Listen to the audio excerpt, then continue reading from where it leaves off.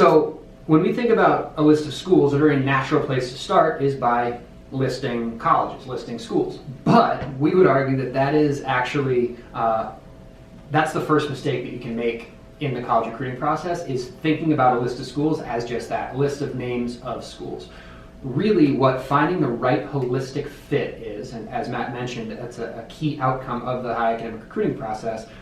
Finding the right fit is about finding the school that matches what you are looking for as a student athlete across multiple different dimensions and aspects of the school. It's not just the name, right? It's the academic piece of the school, it's the geography, it's the setting, it's the size, it's all these things you see here listed on your screen.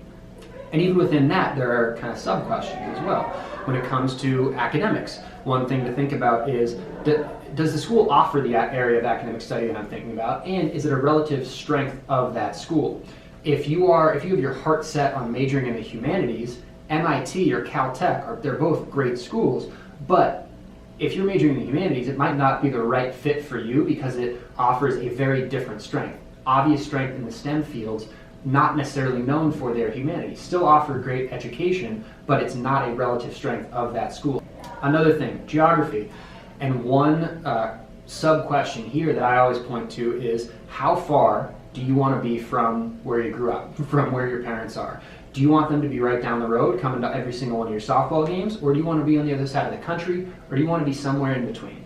Then there's things like setting. Or do you want to be on a campus that is like GW, where Matt went, or like NYU, that is in the heart of the city? Or do you want to be at a school like Amherst, where I went, that is not in the middle of the city? It's near a smaller town, but it's very much at best, suburban, possibly rural campus, and that makes for a very different college experience. Size, and I think sometimes ignored within size, because I think that this is one that people look at. They look at the overall size of a school. But what's the breakdown between undergrads and graduate students? What is the average class size? What are the different component parts that size plays into? How hard is it, or how relatively easy is it to get the right academic and administrative support? As simple as, what does registering for classes look like? How different is it at a GW or an NYU as opposed to an Amherst or a Bates? What is the difference in that, and how does that size impact the different pieces of the administrative and the academic experience as well?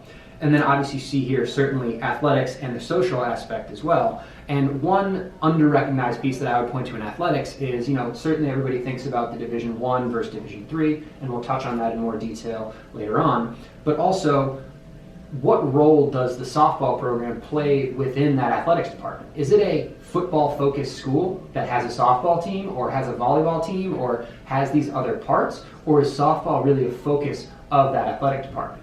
It's not good or bad or the other, one way or the other, but it does change the character of that program and how the coach approaches that program and how student athletes approach that program as well. Okay, great. You said that starting by listing schools, as counterintuitive as it seems, starting by listing schools is the first trap of building a school list. So how do I go about finding this list of qualities? And there's a couple tricks that I advise families to use here.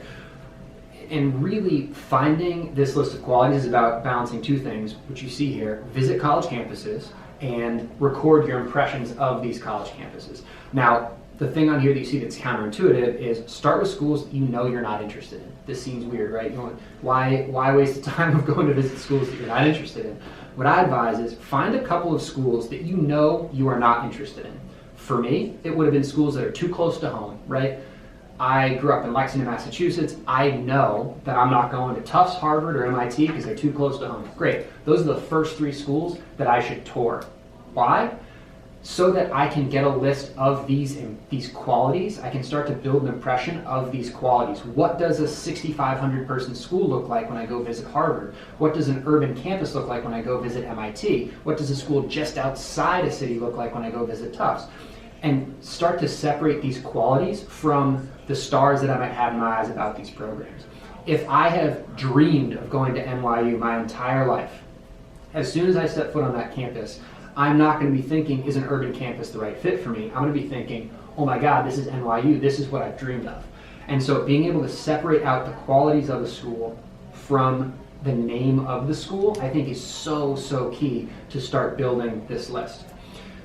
this all can get very, very expensive, right? From camps to showcases to tournaments to all these different things, to going to different visits and seeing all this. So the key is, for a lot of folks, they can do this right in their backyard within 100 miles. That's what's key, is finding those 2 or 3 schools that are very different, that are in driving distance of your house, to be able to go and do some of these exercises. Absolutely. Another hack that I always advise families to take advantage of too is, look, over the summer, if you're playing travel softball, you're going to be traveling a lot. Use those trips, right? If you're down in North Carolina for a travel tournament, or you're in Oregon for a travel tournament, find out what some of the local schools are and start to and go on a campus tour. Have that day off, take that extra day, extend the trip by a day when you're at Headfirst in Chino Hills, and say, I'm going to go give Pomona a tour. I'm close enough. I'm coming from the Midwest. I'm coming from the East Coast. I'm not going to be out here again. Let me get a tour of these colleges and really gain some efficiency in not just the exposure, which we'll talk about, the recruiting side of it, but also in your holistic college process as well.